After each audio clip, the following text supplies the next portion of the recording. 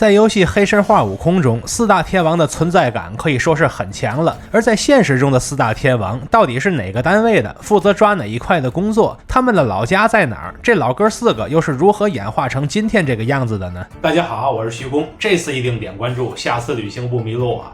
之前我一直在做《黑神话：悟空》系列的取景地视频，现在已经做了30多期了。这期视频呢，是我黑猴系列取景的番外篇。我结合自己旅途中所见到的各种天王造像，以及我自己所收集到的资料，对天王的诞生和发展做一个简单的汇总。一键3连后，我们今天的旅途正式开始。一般来说，天王在各个寺院中的位置都是比较靠外的，也就是放在寺院的入口处，所以这个有天王的殿大多被称为天王殿，少数情况下它会被称为弥勒殿，因为天王殿的正面一般都有弥勒佛以笑脸迎客，它还有一些变体，比如浑元悬空寺的入口处就只有一个弥勒佛，天王直接给省略掉了。我们看悬空寺的布局就能明白，这是依山建成的寺院，寸土寸金，天王实在是没地方放了。而常规天王殿中的天王造像大都是这样的画风，一眼金带。我在视频里经常说，这属于是后现代的天王造像，做成这样好啊。它好就好在省钱，工艺越是简约就越是节约成本，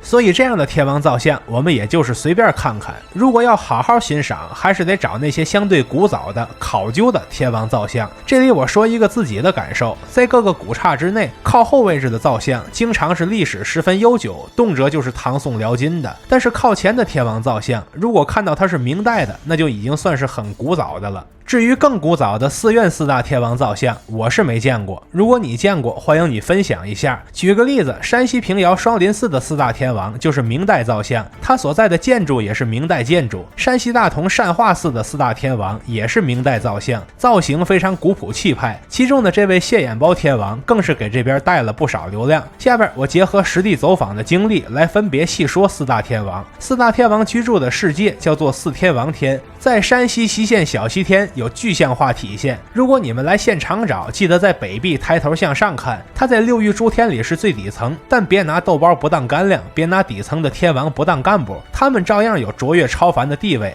东方持国天王音译名为多罗刹，意译为持国，一般是身穿甲胄，手持琵琶的形象，琵琶需实时调音，直调。南方增长天王音译名毗琉璃，意译名为增长，一般身穿青色甲胄，手握宝剑，部分情况下握弓箭。这些兵器可护持佛法不受侵犯，因剑有锋，故直锋。你说魔兽里的锋剑名字别是也这么来的吧？西方广目天王因译名毗琉博叉，意译为广目，一般身穿甲胄，手中偶尔握斧子，标准情况下握龙蛇。但凡有人不信佛教，便以此化为绳索将其擒拿，有龙蛇思顺之意，故直顺。北方多闻天王因译名毗沙门，一般身穿绿色甲胄，红加蓝等于绿，左手握的是土宝神属，这是《封神演义》中花狐雕的原型，右手按说应该持伞或幡。金代造像倒是比较规矩，但明清老造像一般都是持塔。大同善化寺是这样，平遥镇国寺也是这样，西县小西天也是这样，证明此时托塔天王李靖的形象已经深入人心了。这就是多闻天王与唐代名将李靖所融合出的新神灵，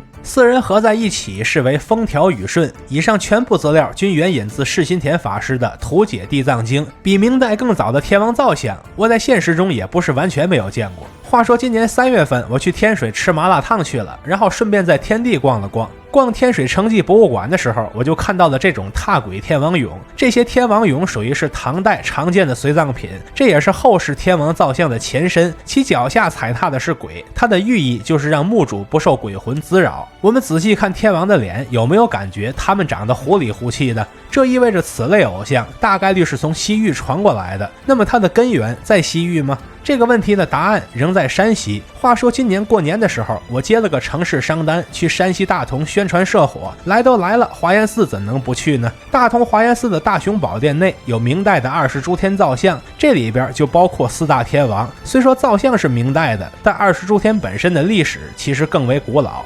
他们本是印度古代的诸神，后被佛教吸纳为护法神。目前我们所知的最早的四天王凤波出土于印度马图拉，年代则为公元1世纪，对应的是我们的汉朝。之后，天王信仰沿着这样的路线一路传了过来。新疆的帕兹克里克千佛洞中有他们的痕迹，甘肃敦煌的莫高窟里有他们的影像，山西大同的云冈石窟内有他们的浮雕，甚至连日本法隆寺都跟着学会了。如你所见，在地理和时间的作用下，四大天王的形象也一路变得世俗化、汉化，甚至与我们的民间小说有了结合。在《封神演义》中，纣王的部下魔家四将在战死后升天为神，并与四大天王的形象融为一体。杀人如麻的猛将摇身一变，成为了护持佛法兼护佑民生的神。当人们走进寺院拜四大天王时，拜的是风调雨顺，想的是岁岁平安。凡人所求所愿，不过是一间瓦房、2亩薄田、3餐无忧、4季平安、5谷丰登，仅此而已。以四大天王有千面千相，我们也只会选择风调雨顺的那一面。这是中国百姓最朴素的，也是最脚踏实地的愿望。在靠天吃饭的日子里，人们只能寄希望于天命，把活着当作头等大事。而在如今这个时代，我们不再为这些基础的事情而发愁，而是可以在有限的一生之内看尽历史的沧桑变迁，那便是我们这代人的天命。当你直面它时，你将会看到前所未有的风景，那将会是一份独一无二且难以言传的体验。看到这里的朋友，记得一键3连加关注，和徐工一起读成，一起旅行。